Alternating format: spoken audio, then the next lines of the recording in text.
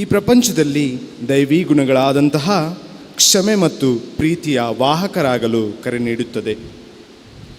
ಇದಕ್ಕೆ ಅನುಗುಣವಾಗಿ ಇಂದಿನ ಎರಡೂ ವಾಚನಗಳು ದೇವರ ಪ್ರೀತಿ ಹಾಗೂ ಅವರ ಕ್ಷಮೆಯ ಪರಿಪೂರ್ಣತೆಯನ್ನು ವಿವರಿಸುತ್ತವೆ. ಆದ್ದರಿಂದ ಪ್ರಿಯರೇ, ಈ ಪವಿತ್ರ ವೇಳೆಯಲ್ಲಿ ಪ್ರಭು ಕ್ರಿಸ್ತರನ್ನು ಅನುಕರಿಸಿ ಕ್ಷಮೆ ಮತ್ತು ಪ್ರೀತಿಯ ವಾಹಕರಾಗಲು ಅವರ ಮೊರೆ ಹೋಗೋಣ. ಈ ಬಲಿ ಪೂಜೆಯನ್ನು ಯೋಗ್ಯ ರೀತಿಯಲ್ಲಿ ಅರ್ಪಿಸಲು ನಮ್ಮನ್ನು ಯೋಗ್ಯರಾಗುವಂತೆ ನಮ್ಮೆಲ್ಲ ಪಾಪಗಳನ್ನು ಒಪ್ಪಿಕೊಳ್ಳೋಣ. ಸರ್ವಶಕ್ತ ದೇವರಿಗೂ ಸಹೋದರ ಸಹೋದರಿಯರೇ ನಿಮಗೂ ಯೋಚನೆಯಿಂದಲೂ ನುಡಿಯಿಂದಲೂ ನಡತೆಯಿಂದಲೂ ಕರ್ತವ್ಯ ಲೋಪದಿಂದಲೂ ನಾನು ಅನೇಕ ಪಾಪಗಳನ್ನು ಮಾಡಿದ್ದೇನೆಂದು ನಿವೇದಿಸುತ್ತೇನೆ. ನನ್ನ ಪಾಪವೇ ನನ್ನ ಮಹಾಪಾಪವೇ.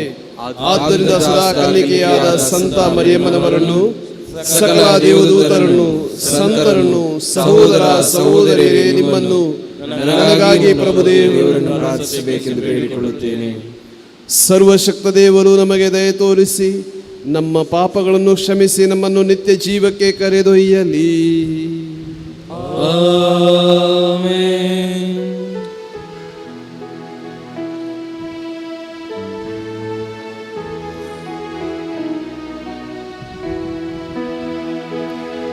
ಪ್ರಭು ದಯೆ ತೋರಿ,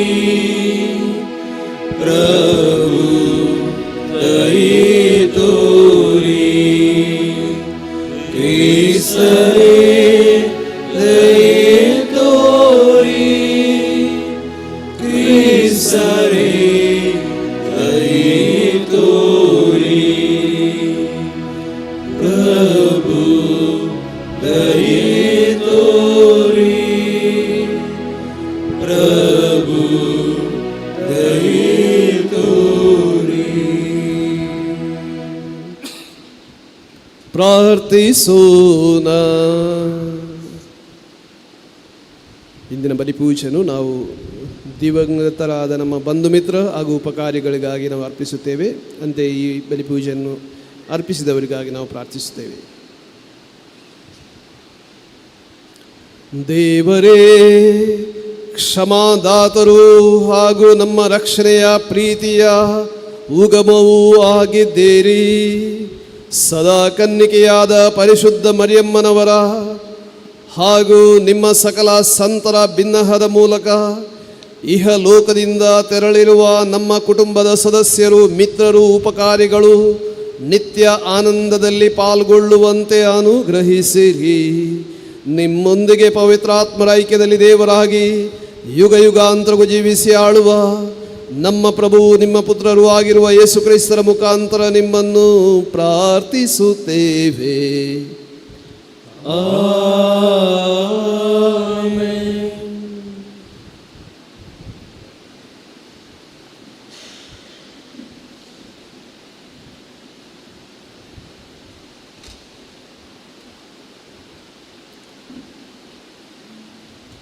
ಅರಸುಗಳ ಮೊದಲನೆಯ ಗ್ರಂಥದಿಂದ ವಾಚನ. ಆಗ ತಿಷ್ಬೀಯನಾದ ಎಲಿಯನಿಗೆ ಸರ್ವೇಶ್ವರನ ವಾಣಿಯುಂಟಾಯಿತು. ನೀನು ಹೋಗಿ ಸಮಾರಿಯಾದಲ್ಲಿ ವಾಸಿಸುವ ಇಸ್ರಾಯೇಲ್ ಅರಸನನ್ನು ಕಾಣು. ಅವನು ಈಗ ನಾಬೋತನ ದ್ರಾಕ್ಷಿ ತೋಟವನ್ನು ಸ್ವಾಧೀನ ಮಾಡಿಕೊಳ್ಳುವುದಕ್ಕಾಗಿ ಅಲ್ಲಿಗೆ ಹೋಗಿದ್ದಾನೆ. ಅವನಿಗೆ, ನೀನು ಕೊಲೆ ಮಾಡಿ ಸೊತ್ತನ್ನು ಸಂಪಾದಿಸಿಕೊಂಡೆಯಲ್ಲವೇ? ನಾಯಿಗಳು ನಾಬೋತನ ರಕ್ತವನ್ನು ನೆಕ್ಕಿದ ಸ್ಥಳದಲ್ಲೇ ನಿನ್ನ ರಕ್ತವನ್ನು ನೆಕ್ಕುವುವು ಎನ್ನುತ್ತಾರೆ ಸರ್ವೇಶ್ವರ ಎಂದು ಹೇಳು. ಅಹಾಬನು ಎಲಿಯನನ್ನು ನೋಡಿ, ಎಲೈ ವೈರಿಯೇ, ನೀನು ನನ್ನನ್ನು ಕಂಡುಹಿಡಿದೆಯಾ ಎಂದು ಕೇಳಿದನು. ಅವನು, ಹೌದು, ಕಂಡುಹಿಡಿದೆ. ನೀನು ನಿನ್ನನ್ನು ಪಾಪಕ್ಕೆ ಮಾರಿಬಿಟ್ಟು ಸರ್ವೇಶ್ವರನ ದೃಷ್ಟಿಯಲ್ಲಿ ದ್ರೋಹಿಯಾದೆ. ಸರ್ವೇಶ್ವರ ನಿನ್ನನ್ನು ಕುರಿತು, ನಾನು ನಿನ್ನ ಮೈ ಮೇಲೆ ಕೇಡನ್ನು ಬರಮಾಡಿ ನಿನ್ನನ್ನು ಕಸದಂತೆ ತೆಗೆದುಹಾಕುವೆನು. ನಿನ್ನ ಸಂತಾನದ ಗಂಡಸರಲ್ಲಿ ಸ್ವತಂತ್ರರಾಗಲಿ ಪರತಂತ್ರರಾಗಲಿ ಎಲ್ಲರನ್ನೂ ಇಸ್ರಾಯೇಲರ ಮಧ್ಯದಿಂದ ಕಡಿದು ಬಿಡುವೆನು. ನೀನು ಇಸ್ರಾಯೇಲರನ್ನು ಪಾಪಕ್ಕೆ ಪ್ರೇರಿಸಿ ನನಗೆ ಕೋಪವನ್ನೆಬ್ಬಿಸಿದ್ದರಿಂದ ನೆಬಾಟನ ಮಗ ಯಾರೊಬ್ಬಾಮನ ಮನೆಗೂ ಅಹಿಯನ ಮಗ ಬಾಷನ ಮನೆಗೂ ಆದ ಗತಿ ನಿನ್ನ ಮನೆಗೂ ಆಗುವುದು ಎನ್ನುತ್ತಾರೆ. ಇದಲ್ಲದೆ ಈಜೆಬೆಲಳನ್ನು ಕುರಿತು ಅವರು, ನಾಯಿಗಳು ಜೆಸ್ರೀಲ್ ಪಟ್ಟಣದ ಗೋಡೆಯ ಬಳಿಯಲ್ಲಿ ಆಕೆಯ ಶವವನ್ನು ತಿನ್ನುವುವು, ಅಹಾಬನ ಮನೆಯವರಲ್ಲಿ ಊರೊಳಗೆ ಸಾಯುವಂಥವರನ್ನು ನಾಯಿಗಳು, ಅಡವಿಯಲ್ಲಿ ಸಾಯುವಂಥವರನ್ನು ಪಕ್ಷಿಗಳು ತಿಂದು ಬಿಡುವುವು ಎಂದು ಹೇಳುತ್ತಾರೆ ಎಂದನು. ಹೆಂಡತಿ ಈಜೆಬೆಲಳಿಂದ ಪ್ರಚೋದಿತನಾಗಿ ಸರ್ವೇಶ್ವರನ ದೃಷ್ಟಿಯಲ್ಲಿ ಕೆಟ್ಟದ್ದನ್ನು ಮಾಡುವುದಕ್ಕೆ ತನ್ನನ್ನೇ ಮಾರಿಬಿಟ್ಟ ಅಹಾಬನಂಥ ದುಷ್ಟನು ಇನ್ನೊಬ್ಬನಿರಲಿಲ್ಲ. ಸರ್ವೇಶ್ವರ ಇಸ್ರಾಯೇಲರ ನಾಡಿನಿಂದ ಓಡಿಸಿಬಿಟ್ಟ ಅಮೋರಿಯರಂತೆ ವಿಗ್ರಹಗಳನ್ನು ಪೂಜಿಸಿದ ಅಹಾಬನ ನಡತೆ ಬಹಳ ಅಸಹ್ಯವಾಗಿತ್ತು. ಅಹಾಬನು ಎಲಿಯನ ಮಾತುಗಳನ್ನು ಕೇಳಿ ತನ್ನ ಬಟ್ಟೆಯನ್ನು ದುಃಖದಿಂದ ಹರಿದುಕೊಂಡನು. ಹಗಲಿರುಳು ಮೈಮೇಲೆ ಗೋಣಿತಟ್ಟನ್ನು ಹಾಕಿಕೊಂಡು ಉಪವಾಸ ಮಾಡುತ್ತಾ ದೀನ ಮನಸ್ಸಿನಿಂದ ವರ್ತಿಸಿದನು. ಆದುದರಿಂದ ಸರ್ವೇಶ್ವರ ತಿಷ್ಬಿಯನಾದ ಎಲಿಯನಿಗೆ, ಅಹಾಬನು ನನ್ನ ಮುಂದೆ ತನ್ನನ್ನೇ ತಗ್ಗಿಸಿಕೊಂಡದ್ದನ್ನು ನೋಡಿದೆಯಲ್ಲವೇ? ಅವನು ಹೀಗೆ ತನ್ನನ್ನು ತಗ್ಗಿಸಿಕೊಂಡದ್ದರಿಂದ ನಾನು ಮುಂತಿಳಿಸಿದ ಕೇಡನ್ನು ಅವನ ಜೀವಮಾನದಲ್ಲಿ ಬರಗೊಡುವುದಿಲ್ಲ. ಅವನ ಮಗನ ಕಾಲದಲ್ಲಿ ಅವನ ಮನೆಯವರ ಮೇಲೆ ಬರಮಾಡುವೆನು ಎಂದು ಹೇಳಿದರು. ದೇವರ ವಾಕ್ಯ. ದೇವರಿಗೆ ಕೃತಜ್ಞತೆ ಸಲ್ಲಲಿ. ಕೃಪಾಳು ದೇವ, ಕರುಣಿಸೆನ್ನನು ನಿನಗೆ ದ್ರೋಹವೆಸಗಿದೆ. ಕೃಪಾಳು ದೇವ, ಕರುಣಿಸೆನ್ನನು ನಿನಗೆ ದ್ರೋಹವೆಸಗಿದೆ. ಕೃಪಾಳು ದೇವ, ಕರುಣಿಸೆನ್ನನು, ಕರುಣಾನಿಧಿ ಅಳಿಸೆನ್ನ ದೋಷವನ್ನು ತೊಳೆ ಪೂರ್ತಿಯಾಗಿ ಪಾಪದಿಂದೆನ್ನನು ದೋಷ ಪರಿಹರಿಸಿ ಶುದ್ಧಗೊಳಿಸೆನ್ನನು. ಕೃಪಾಳು ದೇವ, ಕರುಣಿಸೆನ್ನನು ನಿನಗೆ ದ್ರೋಹವೆಸಗಿದೆ. ಒಪ್ಪಿಕೊಂಡೆನಿದೋ ನಾನೇ ಅಪರಾಧಿ, ಕೆಟ್ಟದಂತಿದೆ ಕಣ್ಗೆ ಪಾಪ ದಿನವಿಡಿ. ಹೌದು ದೇವ, ನಿನಗೆ ದ್ರೋಹವೆಸಗಿದೆ, ನಿನ್ನ ಕಣ್ಗೆ ಕೆಟ್ಟದ್ದುದನ್ನು ನಾನು ಮಾಡಿದೆ. ಕೃಪಾಳು ದೇವ, ಕರುಣಿಸೆನ್ನನು ನಿನಗೆ ದ್ರೋಹವೆಸಗಿದೆ. ನನ್ನ ಪಾಪದೋಷಕ್ಕೆ ವಿಮುಖನಾಗು, ಸರ್ವದ್ರೋಹಗಳನ್ನು ಅಳಿಸಿ ಹಾಕು. ತಪ್ಪಿಸೆನ್ನನು ಸ್ವಾಮಿದೇವ, ರಕ್ತಾಪರಾಧದಿಂದ ನಿನ್ನ ಸತ್ಯಸಂಧತೆಯನ್ನು ಸಾರುವೆ ಮುಕ್ತ ಕಂಠದಿಂದ. ಕೃಪಾಳು ದೇವ, ಕರುಣಿಸೆನ್ನನು ನಿನಗೆ ದ್ರೋಹವೆಸಗಿದೆ. ಘೋಷಣೆ.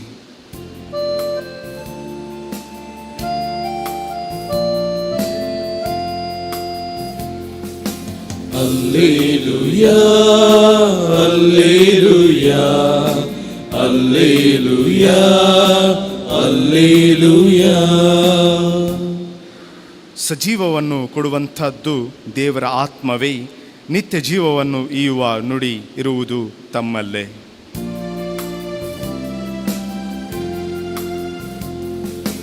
Alleluia, Alleluia, Alleluia, Alleluia.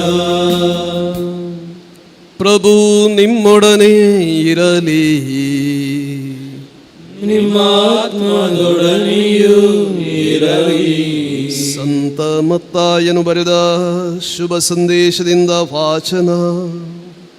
ಪ್ರಭು ನಿಮಗೆ ಮಹಿಮೆ ಸಲ್ಲಲಿ. ಯೇಸು ಸ್ವಾಮಿ ತಮ್ಮ ಶಿಷ್ಯರಿಗೆ ಹೇಳಿದ್ದೇನೆಂದರೆ, ಮಿತ್ರರನ್ನು ಪ್ರೀತಿಸು, ಶತ್ರುವನ್ನು ದ್ವೇಷಿಸು ಎಂದು ಹೇಳಿರುವುದು ನಿಮಗೆ ತಿಳಿದೇ ಇದೆ. ನಾನು ಹೇಳುವುದನ್ನು ಗಮನಿಸಿರಿ. ನಿಮ್ಮ ಶತ್ರುಗಳನ್ನು ಪ್ರೀತಿಸಿರಿ, ನಿಮ್ಮನ್ನು ಪೀಡಿಸುವವರಿಗಾಗಿ ಪ್ರಾರ್ಥನೆ ಮಾಡಿರಿ. ಇದರಿಂದ ಸ್ವರ್ಗದಲ್ಲಿರುವ ನಿಮ್ಮ ತಂದೆಗೆ ನೀವು ಮಕ್ಕಳಾಗುವಿರಿ. ಅವರು ಸಜ್ಜನರ ಮೇಲೂ ದುರ್ಜನರ ಮೇಲೂ ತಮ್ಮ ಸೂರ್ಯನು ಉದಯಿಸುವಂತೆ ಮಾಡುತ್ತಾರೆ. ನೀತಿವಂತರ ಮೇಲೂ ಅನೀತಿವಂತರ ಮೇಲೂ ಮಳೆಗರೆಯುತ್ತಾರೆ. ನಿಮ್ಮನ್ನು ಪ್ರೀತಿಸುವವರನ್ನು ಮಾತ್ರ ನೀವು ಪ್ರೀತಿಸಿದರೆ ಅದರಿಂದೇನು ಫಲ? ಸುಂಕ ವಸೂಲಿ ಮಾಡುವವರೂ ಹಾಗೆ ಮಾಡುವುದಿಲ್ಲವೇ? ನಿಮ್ಮ ಮಿತ್ರರನ್ನು ಮಾತ್ರ ನೀವು ಗೌರವಿಸಿದರೆ ಅದರಲ್ಲೇನು ವಿಶೇಷ? ಅನ್ಯಜನರೂ ಹಾಗೆ ಮಾಡುತ್ತಾರಲ್ಲವೇ? ಆದ್ದರಿಂದ ಸ್ವರ್ಗದಲ್ಲಿರುವ ನಿಮ್ಮ ತಂದೆ ಪರಿಪೂರ್ಣರಾಗಿರುವಂತೆ ನೀವು ಪರಿಪೂರ್ಣರಾಗಿರಿ.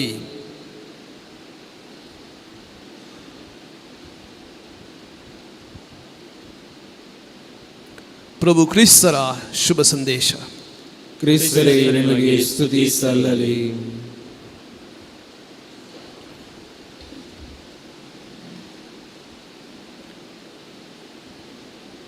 ಪ್ರಿಯ ಸಹೋದರ ಸಹೋದರಿಯರೇ, ಈ ದಿನಗಳಲ್ಲಿ ನಾವು ಪ್ರತ್ಯೇಕವಾಗಿ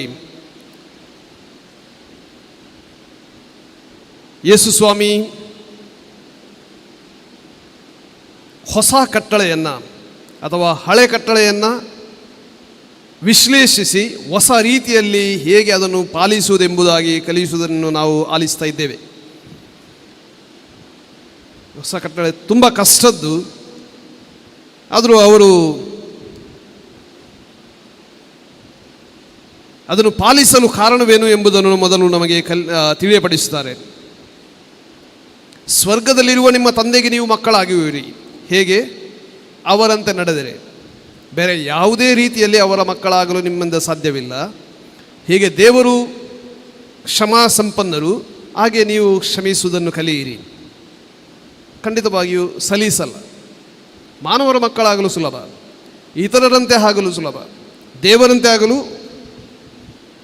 ಸ್ವರ್ಗದಲ್ಲಿರುವ ನಿಮ್ಮ ತಂದೆ ಪರಿಪೂರ್ಣರಾಗಿರುವಂತೆ ನೀವು ಪರಿಪೂರ್ಣರಾಗಿರಿ.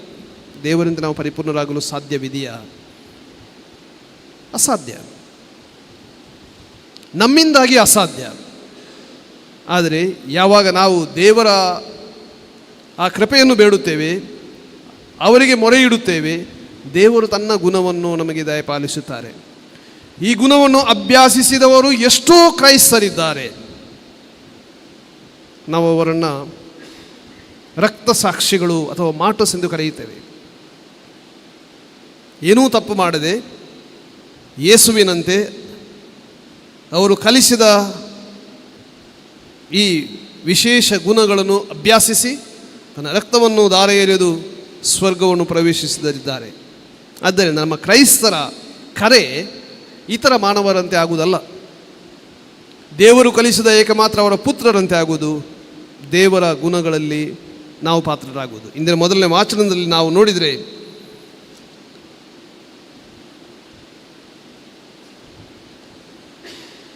ಹರಸುಗಳ ಮೊದಲನೇ ಗ್ರಂಥದಿಂದ ಆಲಿಸಿದ ವಾಚನದಲ್ಲಿ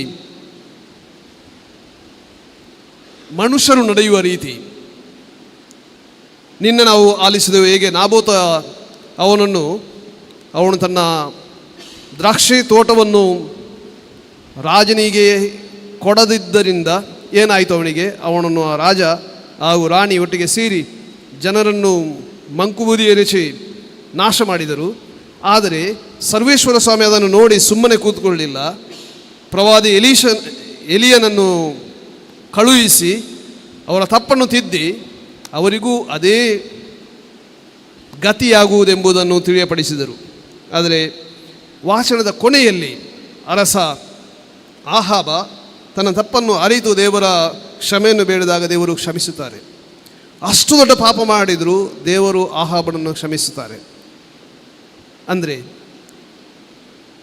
ಕನ್ನಡದಲ್ಲಿ ಒಂದು ಗಾದೆ ಇದೆ, ತಿಳಿಯದೆ ಮಾಡಿದ ಪಾಪ ತಿಳಿದಂದು ಪರಿಹಾರ, ತಿಳಿದು ಮಾಡಿದ ಪಾಪ ವಜ್ರಲೇಪ. ಆಹಾಬ ನಾವು ಖಂಡಿತವಾಗಿ ಹೇಳಲು ನಾವು ಅಸಾಧ್ಯ, ತಿಳಿಯದೆ ಆ ಪಾಪವನ್ನು ಮಾಡಿದಂತ. ಸಾಕಷ್ಟು ಸಲ ಸಂಪೂರ್ಣ ಜ್ಞಾನವಿಲ್ಲದೆ ನಾವು ಮಾಡುತ್ತೇವೆ, ತಪ್ಪು ಮಾಡುತ್ತೇವೆ. ಸಂಪೂರ್ಣ ಜ್ಞಾನ ನಮಗೆ ಯಾರಿಗೂ ಇಲ್ಲ. ಅಲ್ಪ ಸ್ವಲ್ಪ ಜ್ಞಾನದಿಂದ ನಾವು ಮಾಡುತ್ತೇವೆ. ಅದೇ ಸಂಪೂರ್ಣ ಜ್ಞಾನವೆಂದು ನಾವು ತಿಳಿಯುತ್ತೇವೆ. ಅವನು ಬೇಕಂತ ಹಾಗೆ ಮಾಡಿದ, ಅವನು ಎಲ್ಲ ಗೊತ್ತಿದ್ದು ಹಾಗೆ ಮಾಡಿದ ಎಂಬಂಥ ಒಂದು ಆರೋಪವನ್ನು ನಾವು ಮಾಡುತ್ತೇವೆ. ನಾವು ಯಾರೂ ಸಂಪೂರ್ಣವಾಗಿ ಅರಿಯವು, ದೇವರು ಮಾತ್ರ ಸಂಪೂರ್ಣವಾಗಿ ಅರಿಯಲು ಶಕ್ತರು. ಆದ್ದರಿಂದ ನಮ್ಮ ಪ್ರತಿಯೊಂದು ಪಾಪ ಆ ಕ್ಯಾಟಗರಿಗೆ ಬರ್ತದೆ. ಅದಕ್ಕಾಗಿ ಯೇಸು ಸ್ವಾಮಿ ಶಿಲುಬೆಯಿಂದ ಕೂಗಿದರು, ತಂದೆಯವರನ್ನು ಕ್ಷಮಿಸು, ಯಾಕೆಂದರೆ ಅವರು ಅರಿಯರು, ಅವರಿಗೆ ಗೊತ್ತಿಲ್ಲ. ನಮಗೆ ಸಂಪೂರ್ಣ ಅರಿವಿಗೆ ಇಲ್ಲದ್ದು ಒಂದು ನಮಗೊಂದು ವರ. ಯಾವಾಗ ನಮಗೆ ಆ ಸಂಪೂರ್ಣ ಜ್ಞಾನವಿದೆ ಆಗ ಕ್ಷಮೆ ಇಲ್ಲ. ಅದಕ್ಕಾಗಿ ಆ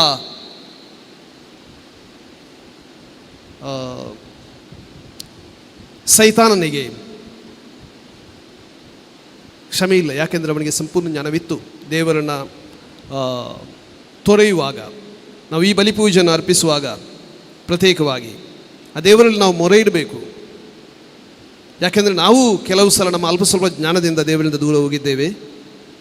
ನಾವು ಬೇರೆಯವರ ಮೇಲೆ ಶಾಪವನ್ನು ಹಾಕಿದ್ದೇವೆ. ಆ ದೇವರ ಗುಣದಲ್ಲಿ ಪರಿಪೂರ್ಣರಾಗಲು ನಾವು ವಿಫಲರಾಗಿದ್ದೇವೆ ಎಂಬ ಸತ್ಯವನ್ನು ನಾವು ಅರಿತು ನಾವು ಅವರನ್ನು ಯಾವಾಗ ಮೊರೆ ಇಡುತ್ತೇವೆ ಅವರ ಕೃಪೆಗಾಗಿ, ಕರುಣೆಗಾಗಿ, ಖಂಡಿತವಾಗಿಯೂ ದೇವರು ನಮ್ಮನ್ನು ಆಶೀರ್ವದಿಸುತ್ತಾರೆ. ಅವರ ಮಕ್ಕಳಂತೆ ನಡೆಯಲು ನಮಗೆ ಕೃಪಾವರಗಳನ್ನು ಸುರಿಸುತ್ತಾರೆ. ಈ ಬಲಿಪೂಜೆಯಲ್ಲಿ ಪ್ರತ್ಯೇಕವಾಗಿ ಈ ವರಗಳಿಗಾಗಿ ನಾವು ಪ್ರಾರ್ಥಿಸೋಣ.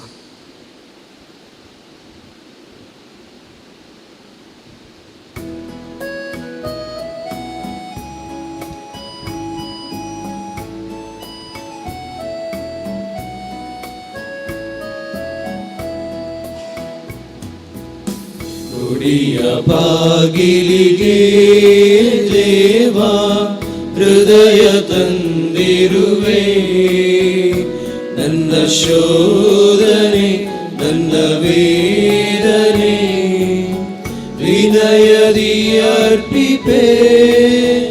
ಸ್ವೀಕರಿಸು ನೀ ಹರಸು ಈ ಕಾಣಿಕೆ, ಈ ಕಾಣಿಕೆ ನನ್ನ ದೀನ ಕಾಣಿಕೆ. ಮನದ ತುಡಿತಗಳು, ಹೃದಯದ ಮಿಡಿತಗಳು, ಮನದ ಮಿಡಿತಗಳು, ಹೃದಯದ ಮಿಡಿತಗಳು, ನೋವಿನ ಕ್ಷಣಗಳು, ನಲಿವಿನ ದಿನಗಳು ನಿನಗೆ ಅರ್ಪಿಪೆನು.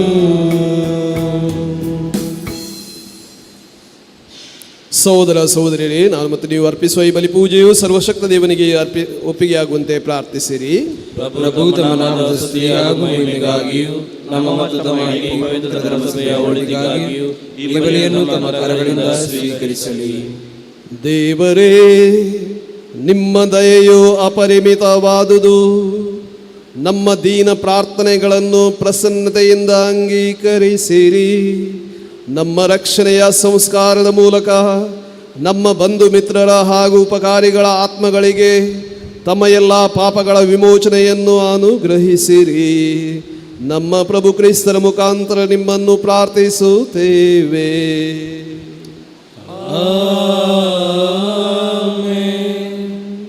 ಪ್ರಭು ನಿಮ್ಮೊಡನೆ ಇರಲಿ, ನಿಮ್ಮಾತ್ಮದೊಡನೆಯೂ ಇರಲಿ. ನಿಮ್ಮ ಹೃದಯಗಳನ್ನು ಮೇಲಕ್ಕೆತ್ತಿರಿ. ಪ್ರಭುವಿನ ಕಡೆಗೆ ಎತ್ತಿದ್ದೇವೆ. ನಮ್ಮ ಪ್ರಭು ದೇವರಿಗೆ ಕೃತಜ್ಞತೆಯನ್ನು ಸಲ್ಲಿಸೋಣ. ಅದು ಯೋಗ್ಯ ಮತ್ತು ನ್ಯಾಯವಾಗಿದೆ.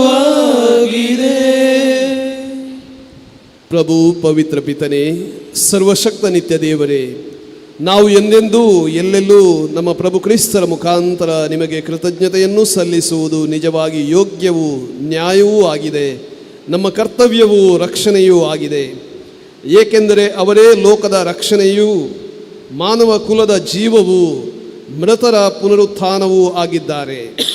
ಅವರ ಮುಖಾಂತರವೇ ದೂತ ಗಣಗಳು ನಿಮ್ಮ ಮಹತ್ವವನ್ನು ಆರಾಧಿಸುತ್ತಾ ನಿಮ್ಮ ಸನ್ನಿಧಿಯಲ್ಲಿ ಆನಂದಿಸುತ್ತವೆ. ನಮ್ಮ ಸ್ವರಗಳನ್ನು ಅವರ ಸ್ವರಗಳೊಂದಿಗೆ ಸೇರಿಸಿರಿ ಎಂದು ಪ್ರಾರ್ಥಿಸುತ್ತಾ ಒಂದೇ ಕಂಠದಿಂದ ನಿಮ್ಮ ಸ್ತುತಿಯನ್ನು ಅಮಿತಾನಂದದಿಂದ ಘೋಷಿಸುತ್ತೇವೆ. ಪರಿಶುದ್ಧರು ಪರಿಶುದ್ಧರು ಸೇನಾಧೀಶ್ವರ ಪ್ರಭುದೇವರು ಪರಿಶುದ್ಧರು. ಇಹಪರಗಳು ನಮ್ಮ ಮಹಿಮೆಯಿಂದ ತುಂಬಿವೆ. ಮಹೋನ್ನತದಲ್ಲಿ ಹೊಸನ. ಪ್ರಭುವಿನ ನಾಮದಲ್ಲಿ ಬರುವವರಿಗೆ ಸ್ತುತಿಗೆ ಪಾತ್ರರು. ಮಹೋನ್ನತದಲ್ಲಿ ಹೊಸನ. ಪ್ರಭುವು, ನೀವು ನಿಜವಾಗಿಯೂ ಪರಿಶುದ್ಧರು, ಸರ್ವ ಪರಿಶುದ್ಧತೆಯ ಬುಗ್ಗೆಯೂ ನೀವೇ. ಈ ಕೊಡುಗೆಗಳ ಮೇಲೆ ನಿಮ್ಮ ಪವಿತ್ರಾತ್ಮರನ್ನು ಇಬ್ಬನಿಯಂತೆ ಸುರಿಸಿ ಪಾವನಗೊಳಿಸಿರೆಂದು ಪ್ರಾರ್ಥಿಸುತ್ತೇವೆ. ನಮಗಿಯೂ ನಮ್ಮ ಪ್ರಭು ಯೇಸು ಕ್ರಿಸ್ತರ ಶರೀರ ಮತ್ತು ರಕ್ತವಾಗುವಂತೆ ಮಾಡಿರಿ. ಅವರನ್ನು ಪರಾಧೀನ ಮಾಡಲಾದ ಸಮಯದಲ್ಲಿ ಸ್ವಇಚ್ಛೆಯಿಂದ ತಮ್ಮ ಯಾತನೆಗೆ ಒಳಗಾದಾಗ ಅವರು ರೊಟ್ಟಿಯನ್ನು ತೆಗೆದುಕೊಂಡು ಕೃತಜ್ಞತೆಯನ್ನು ಸಲ್ಲಿಸಿ ಅದನ್ನು ಮುರಿದು ತಮ್ಮ ಶಿಷ್ಯರಿಗೆ ಕೊಡುತ್ತಾ ಹೀಗೆಂದರು, ತೆಗೆದುಕೊಳ್ಳಿ, ಇದನ್ನು ನೀವೆಲ್ಲರೂ ಭುಜಿಸಿರಿ, ಏಕೆಂದರೆ ಇದು ನಿಮಗಾಗಿ ಒಪ್ಪಿಸಲಾಗುವ ನನ್ನ ಶರೀರ.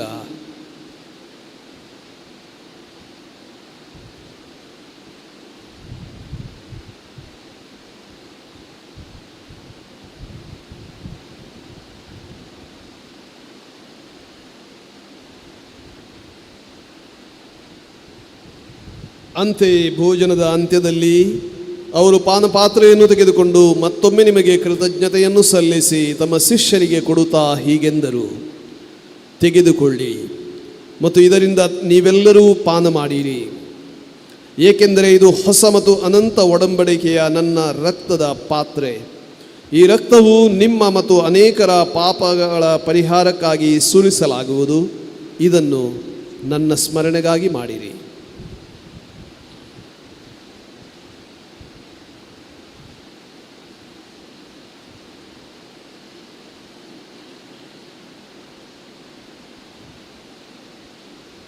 ವಿಶ್ವಾಸದ ರಹಸ್ಯ.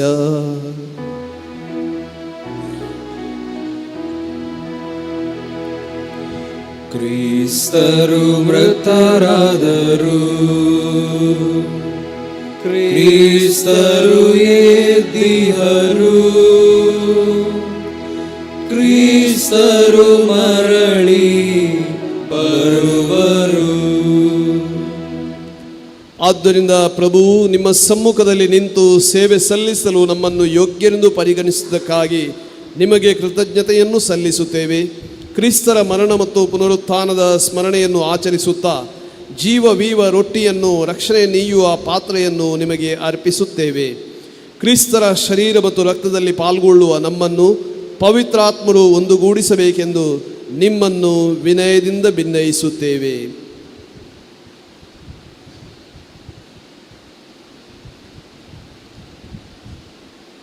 ಪ್ರಭು, ನಿಮ್ಮ ವಿಶ್ವವ್ಯಾಪಿ ಧರ್ಮಸಭೆಯನ್ನು ಸ್ಮರಿಸಿಕೊಳ್ಳಿರಿ.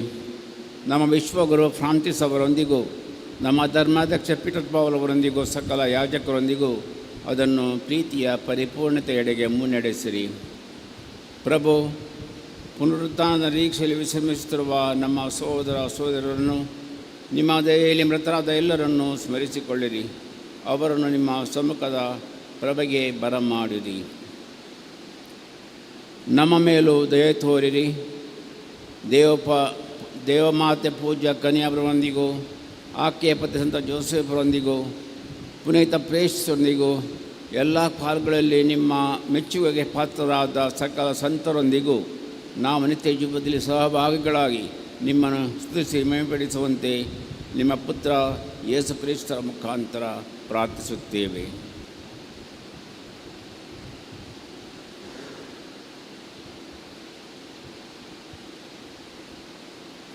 ಇವರ ಮುಖಾಂತರವೂ ಇವರೊಂದಿಗೂ ಇವರಲ್ಲಿಯೂ ಸರ್ವಶಕ್ತ ತಂದೆಯಾದ ದೇವರೇ, ಪವಿತ್ರಾತ್ಮರ ಐಕ್ಯದಲ್ಲಿ ಸರ್ವ ಗೌರವವೂ ಮಹಿಮೆಯೂ ಯುಗ ಯುಗಾಂತರಕ್ಕೂ ನಿಮಗೆ ಸಲ್ಲಲಿ.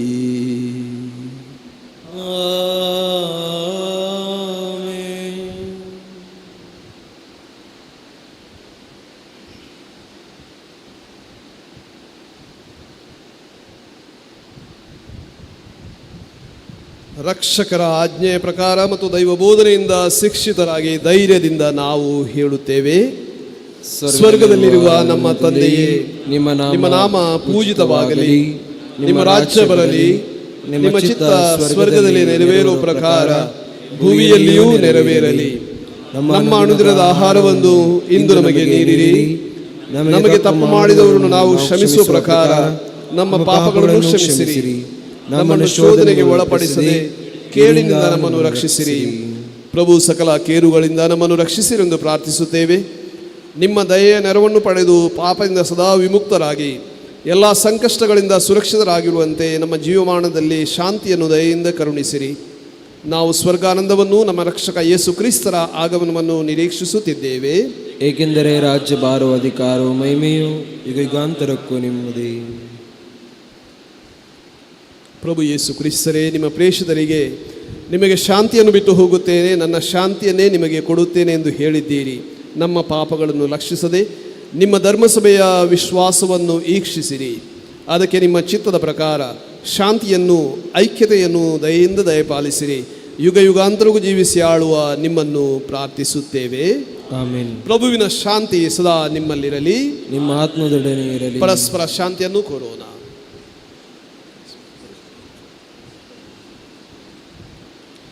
ಲೋಕದ ಪಾಪಗಳನ್ನು ಪರಿಹರಿಸುವ ದೇವರ ಕುರಿಮರಿ ನಮಗೆ ದಯೆ ತೋರಿ. ಲೋಕದ ಪಾಪಗಳನ್ನು ಪರಿಹರಿಸುವ ದೇವರ ಕುರಿಮರಿ ನಮಗೆ ದಯೆ ತೋರಿ. ಲೋಕದ ಪಾಪಗಳನ್ನು ಪರಿಹರಿಸುವ ದೇವರ ಕುರಿಮರಿ ನಮಗೆ ಶಾಂತಿ ನೀಡಿರಿ.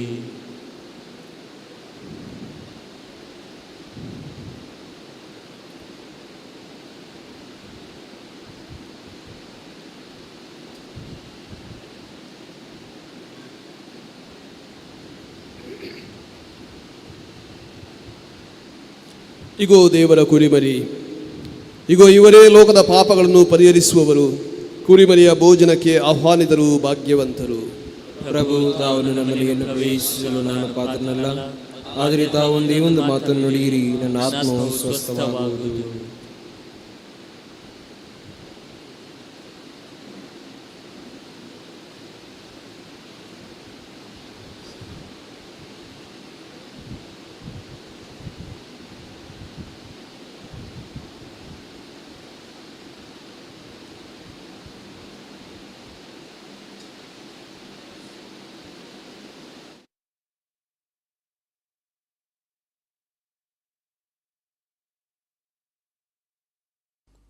मोगळा जेजू, तूं भोव पवित्र सक्रामेंतांत खरोच हजर आसाय म्हूण हांव पातयेतां. हांव सर्व वस्तू प्रास तुजो चड मोग करतां आनी तुका म्हज्या आत्म्यान घेवंक आशेतां. जेजू, ह्या घडये तुका हांवें पवित्र सक्रामेंतांत घेवंक असाध्य तरी आत्मीक रितीन म्हज्या काळजांत तूं ये. तूं म्हज्या काळजांत आसाय म्हूण पातयेवन हांव तुका वेंगून धरतां आनी हांव तुजे थंय संपूर्ण एकवटीत जातां. जेजू, तुजे तावन केदिकच हांवें वेगळो जावंक म्हाका सोडिनाका. आमेन.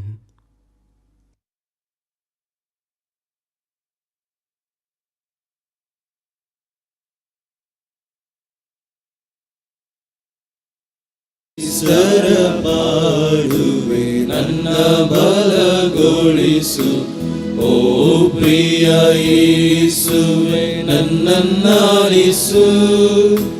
ನಿನ್ನ ಗಾಯಗಳೊಳಗೆ ನನ್ನನ್ನು ಅಡಗಿಸು, ನಿನ್ನ ನಗಲ ಬಿಡದಿರು ಯೇಸು. ದುಷ್ಟರ ಕೈಯಿಂದ ನನ್ನ ಮುಕ್ತಿಗೊಳಿಸು, ಮರಣದ ವೇಳೆಯೊಳೆನ್ನ ಕರೆಸು. ಭಕ್ತ ಸಂತರೊಂದಿಗೆ ನಿನ್ನನ್ನು ಸ್ತುತಿಸೆ, ಮೋಕ್ಷದ ದ್ವಾರವ ತೆರೆದಿರಿಸು.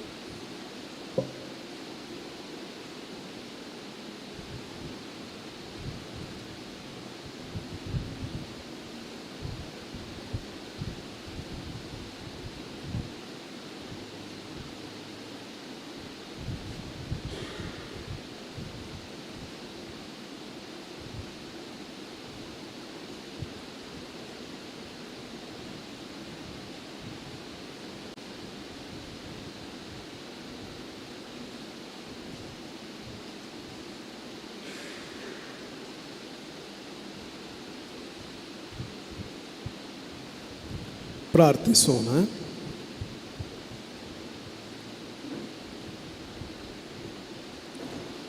ಸರ್ವಶಕ್ತ ದಯಾಮಯ ದೇವರೇ, ನಮ್ಮ ಬಂಧು ಮಿತ್ರರ ಹಾಗೂ ಉಪಕಾರಿಗಳ ಆತ್ಮಶಾಂತಿಗಾಗಿ ಈ ಸ್ತುತಿ ಬಲಿಯನ್ನು ನಿಮ್ಮ ಮಹೋನ್ನತ ಸನ್ನಿಧಿಗೆ ಅರ್ಪಿಸಿದ್ದೇವೆ. ಈ ಸಂಸ್ಕಾರದ ಶಕ್ತಿಯಿಂದ ಇವರು ತಮ್ಮ ಎಲ್ಲ ಪಾಪಗಳಿಂದ ವಿಮುಕ್ತಿ ಹೊಂದಿವೆ. ನಿತ್ಯ ಜ್ಯೋತಿಯ ಆನಂದವನ್ನು ನಿಮ್ಮ ದಯೆಯಿಂದ ಪಡೆಯುವಂತೆ ಅನುಗ್ರಹಿಸಿರಿ. ನಮ್ಮ ಪ್ರಭು ಕ್ರಿಸ್ತರ ಮುಖಾಂತರ ನಿಮ್ಮನ್ನು ಪ್ರಾರ್ಥಿಸುತ್ತೇವೆ. ಆಮೆನ್. ಪ್ರಭು ನಿಮ್ಮೊಡನೆ ಇರಲಿ, ನಿಮ್ಮ ಆತ್ಮದೊಡನೆ ಇರಲಿ. ಸರ್ವಶಕ್ತ ದೇವರಾದ ಪಿತಾ ಮತ್ತು ಸುತ ಮತ್ತು ಪವಿತ್ರಾತ್ಮರು ನಿಮ್ಮೆಲ್ಲರನ್ನು ಆಶೀರ್ವದಿಸಲಿ. ಆಮೆನ್. ಹೋಗಿ ಬನ್ನಿ, ಬಲಿ ಅರ್ಪಣೆ ಮುಗಿಯಿತು. ದೇವರಿಗೆ ಕೃತಜ್ಞತೆ ಸಲ್ಲಲಿ.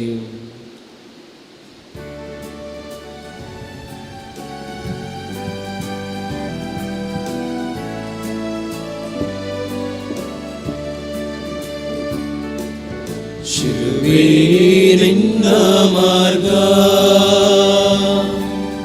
ಮುಂದೆ ನಡೆಯುವಾಗ ಹಿಂದೆ ನೋಡದಿರು. ಯೇಸುವೇ ಜೀವದಾತ, ನಿನ್ನ ಧ್ವನಿಯು ನದಿಯಲ್ಲಿ ಮುಳುಗಲು ಯಾರು ಉಳಿಸರು. ಯೇಸುವ ನಂಬಿ ಆಶ್ರಯ ಬೇಡಲು, ಯೇಸುವ ನಂಬಿ ಆಶ್ರಯ ಬೇಡಲು ಅವರು ಕಾಯುವರು. ನಿನ್ನನ್ನು ತೋರಿಯರು. ಶಿಲುಬೆಯೇ ನಿನ್ನ ಮಾರ್ಗ, ಮುಂದೆ ನಡೆಯುವಾಗ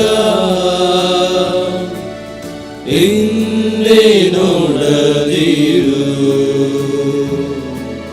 ಯೇಸುವೇ ಜೀವದಾತ.